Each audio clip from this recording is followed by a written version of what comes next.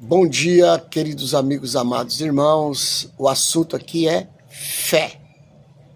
A Bíblia diz que a fé é o firme fundamento das coisas que se esperam e a prova das coisas que se não veem.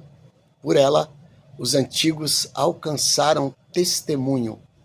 Pela fé, entendemos que pela palavra de Deus, os mundos foram criados, de maneira que aquilo que se vê não foi feito daquilo que é aparente.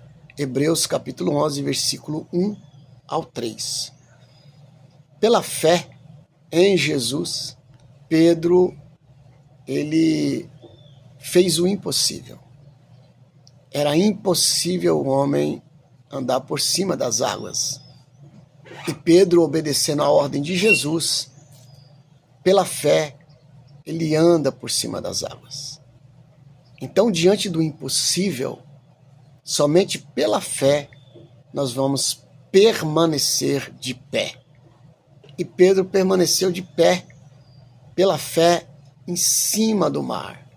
Ele estava por cima do mar, andando sobre as águas, por causa que ele obedeceu Jesus, porque a fé dele era em Jesus.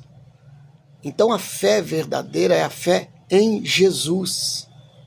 Nenhum outro tipo de fé vai te possibilitar a você ficar de pé diante das coisas impossíveis. Para ficar de pé diante de algo impossível, só é possível se você tiver fé verdadeira, que é a fé que vem pelo ouvir e o ouvir a palavra de Deus. E essa fé que vem pelo ouvir e ouvir a palavra de Deus é a fé em Jesus Cristo de Nazaré. Quando Pedro ele está focado em Cristo Jesus, com a fé em Jesus, ele permanece de pé e andando diante do impossível. Mas há um momento que ele duvida dentro do coração dele. Há uma dúvida dentro do coração dele. E essa dúvida ocasionou a descida dele para o fundo do mar. Ou ele ia descendo para o fundo do mar. Por quê? Porque a dúvida, ela tem peso. A dúvida, ela nos faz afundar.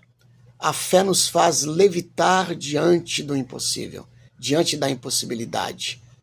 Mas a dúvida, ela nos afunda diante da impossibilidade. E Pedro afundou. A fé do milagre se foi, mas a fé em Jesus permaneceu. E ele disse, Senhor, salva-me. E Jesus, no mesmo momento, salvou. Que Deus nos ajude. Feliz dia.